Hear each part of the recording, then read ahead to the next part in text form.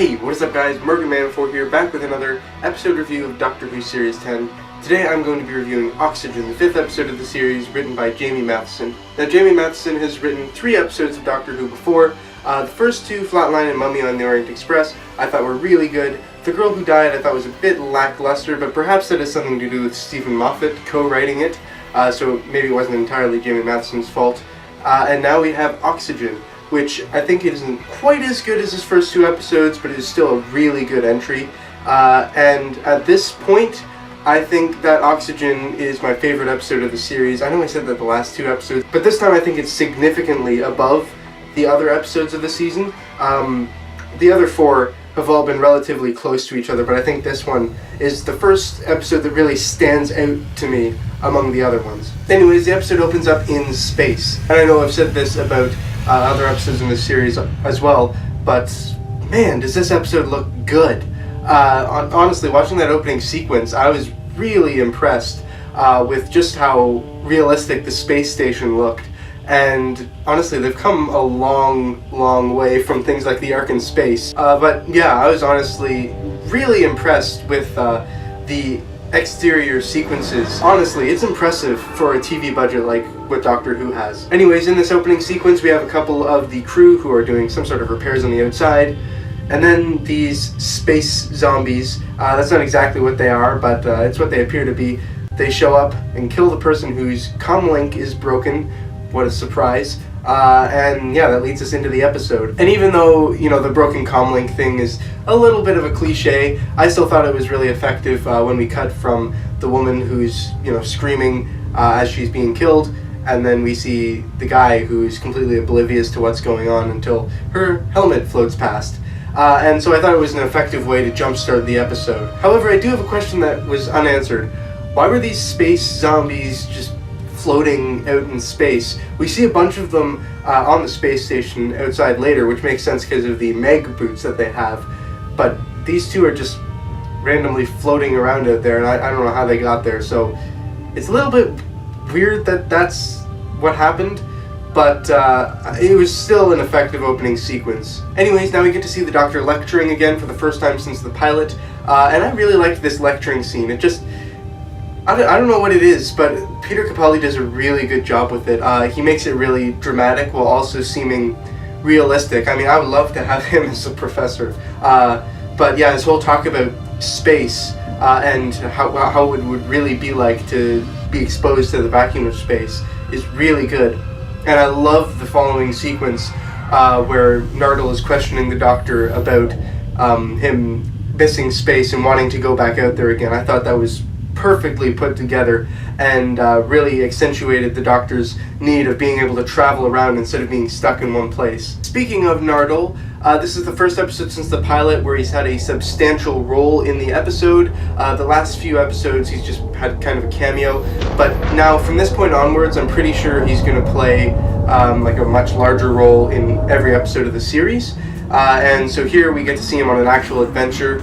And before the episode I was a little bit confused. I'm like, why is he out in space with the Doctor, especially since before you know, he was so specific about guarding the vault. But I was really relieved to see that he was still like that here. And really his main purpose in this episode isn't to serve the story of Oxygen, it's more to serve the story arc of the vault.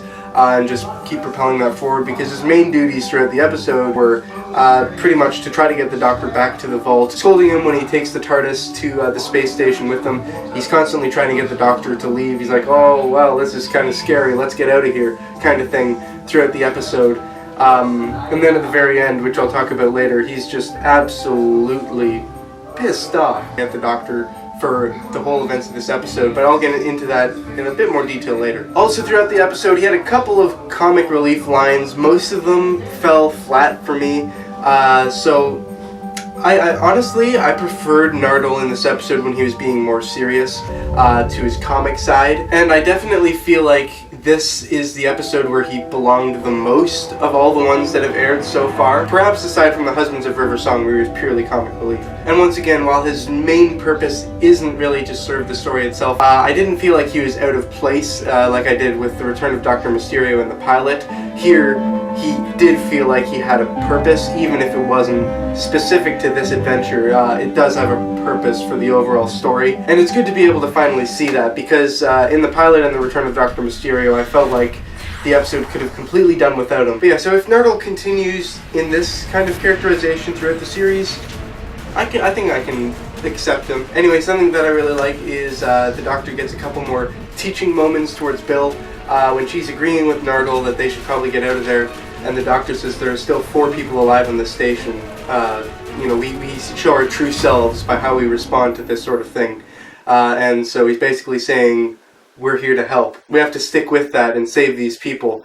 And it's a teaching moment for Bill as she's starting to learn, the Doctor isn't just there to see the universe, he's there to help people and save people, and so I think that was really good. And it's here where we're introduced to the central premise of the episode, and that is oxygen being sold. It's not freely for everybody out in space. You have your own personal oxygen. And so I think it's a really interesting revelation that the space station has never had oxygen in it, and all the oxygen is personal for every person, and they have to buy their oxygen, which is a really interesting concept, and I think makes a lot of sense for space travel. Now, that doesn't mean it's a good thing, but honestly, that seems realistic to me, that people would try to take oxygen, a vital thing for life, and then use it to make a profit. And so I'll get into this in a little more detail when I talk about the resolution, but I think it's a really neat concept to base an episode around. Also, this is one of those stories where the Doctor is left to just use his brain to figure out the problem, with the TARDIS being completely separated from them and the sonic screwdriver destroyed, which I thought was good. Honestly, in the first parts of the episode, I'm like, wow, the sonic screwdriver is being used a lot. As soon as they landed on the spaceship, the Doctor had the sonic screwdriver with him pretty much the whole time, doing stuff with it, and then it gets destroyed. And I'm like, okay, good. Because I was worried that it was going to be overused throughout the episode, but that relieved my fears. And of course, now the threat is introduced to the TARDIS trio. And these things are really, really creepy. I think it's a really clever idea to have the spacesuits themselves be the menace, because zombies might be a little bit far-fetched. So these aren't really zombies, they're more like the actual spacesuits themselves are the villain, but I think that's really clever because it allows us to have a zombie-like villain without having to have some sort of crazy explanation as to why the dead are walking again.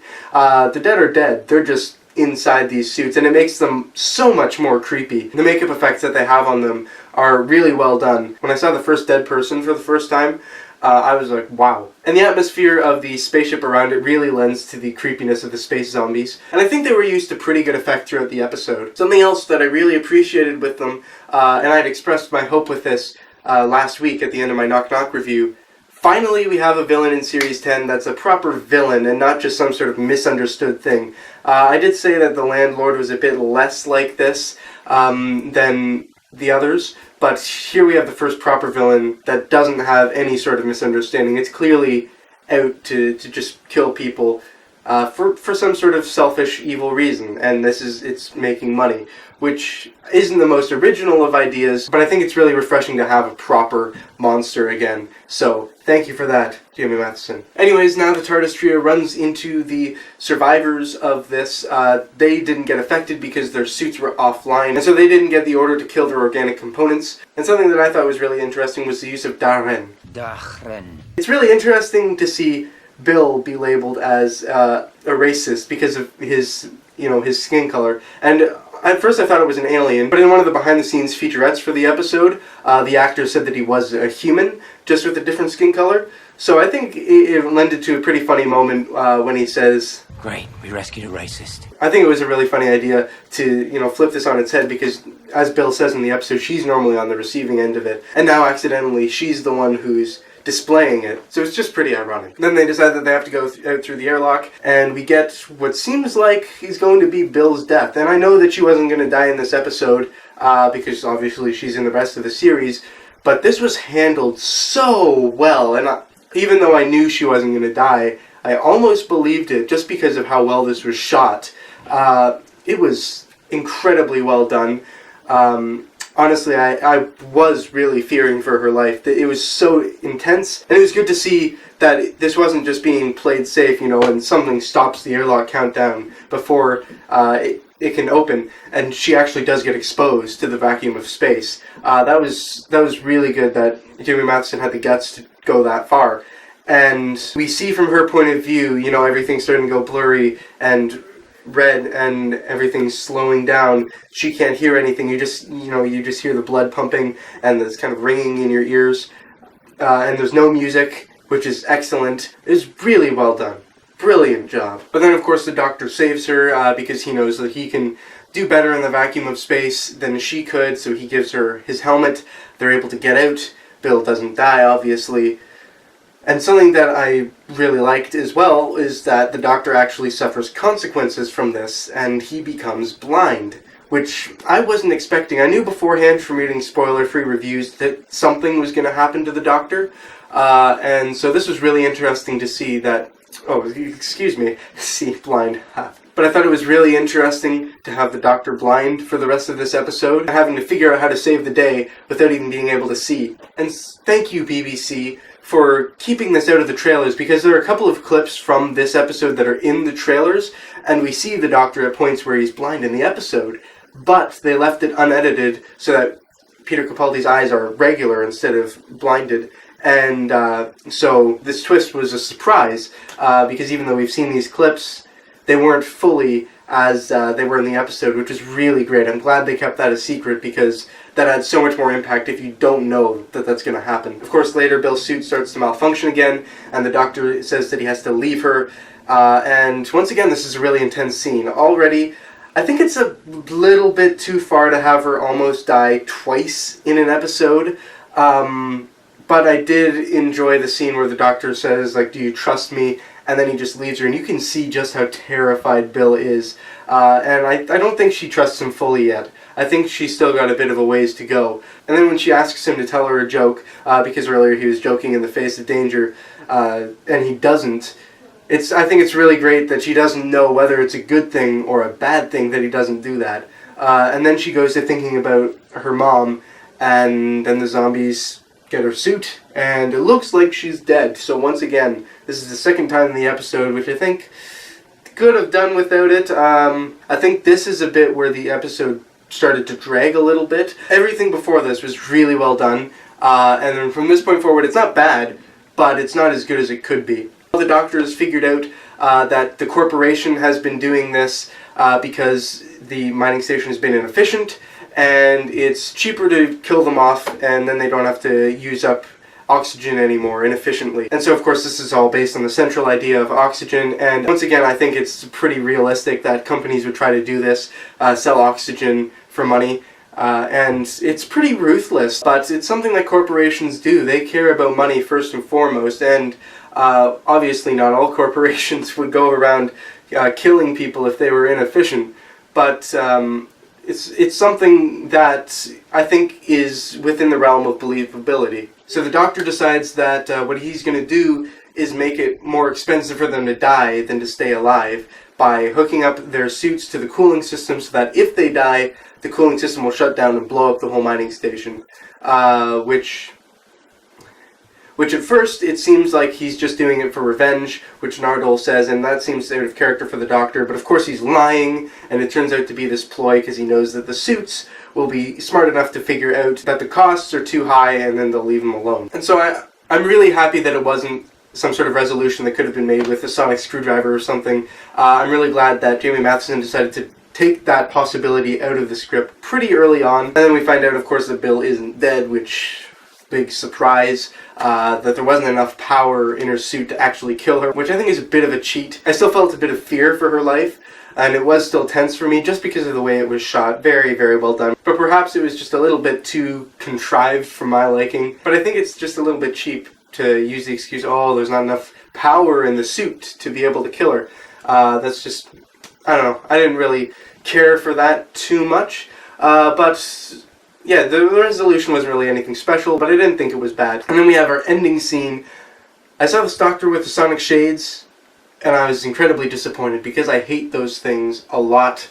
But then it turns out they actually have a purpose. Nardole comes out, and oh, he is just a storm of anger here. Matt Lucas did a really good job with this scene, I think. Honestly, he was very serious here, the most serious we've seen him yet. And he's just completely taking charge. Honestly, I thought the scene was really well done. I think it's one of the best Nardole scenes we've had yet. I've been finding that when Nardole isn't comic relief, he's better. So hopefully we'll move away from that a little bit more, but I wouldn't be surprised if he's still a lot more comic relief in later episodes. But anyways, we get a big revelation. I knew that there was going to be a cliffhanger to this episode before I went into it, but this wasn't the kind of cliffhanger I was expecting. I was thinking it was going to be something directly related to the vault, and I'm going to be honest, when this cliffhanger first happened, the first thought in my mind wasn't, oh my goodness, what now? It wasn't something like, oh no, the doctor, oh no. It was, well, that was abrupt. I don't know, just the way it was done felt very quick and sudden, and it was unexpected, and I think I preferred the ending on second viewing, but the first time I watched it I was just a little bit surprised, not because of what happened, but just because of how out of nowhere it seemed to come. Yeah, so it's revealed that the doctor is still blind. He wasn't actually healed. And I'm actually really happy about this, because even though the purpose of the blindness in this episode was to make it more tense, and I think it did achieve that, it's a little bit of a cheat to have some sort of consequence and then, magically it's fixed by the end of the episode and everything goes back to normal. I think it's really good that we have the consequences of one episode spilling into future ones. And it's going to be really interesting to see how long this lasts and how it's going to affect at least Extremis. I don't know if it's going to be healed by the end of next episode. I kind of hope not. It'll be really interesting if it's done until the Doctor's regeneration.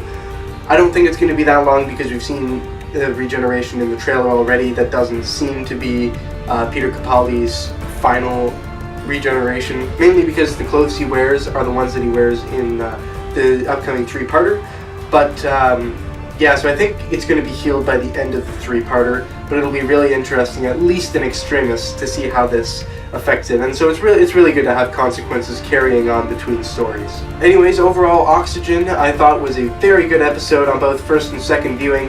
As I said at the beginning, I think this is the first standout episode of the season. Most of the other ones have been pretty similar in how I feel about them, but this one I think is the first one that truly rises above the others. I think I'm going to give this an 8.5 out of 10, which brings my series average to 7.6. So that really brings it up a lot. But yeah, I thought the first 2/3 of the episode were incredibly well done. The final third kind of let it down a little bit, but overall, another great episode from Jamie Mathieson. Very good job. And next week we get to look forward to the first part of a 3-part story, which is awesome. Extremis, written by Stephen Moffat. We get these truth monks, which look really interesting, and the return of Missy, who once again I think that's who's going to be in the vault. But anyways, guys, please put your thoughts on Oxygen in the comments below. Did it live up to Jamie Mathieson's previous episodes? Did you love it? Did you hate it? And this is going to be your final chance to speculate about who or what could be in the vault. We didn't really get any clues in this episode, but next week it gets revealed. Anyways, guys, I hope you enjoyed. Murderman 4 over and out. I'll see you guys later.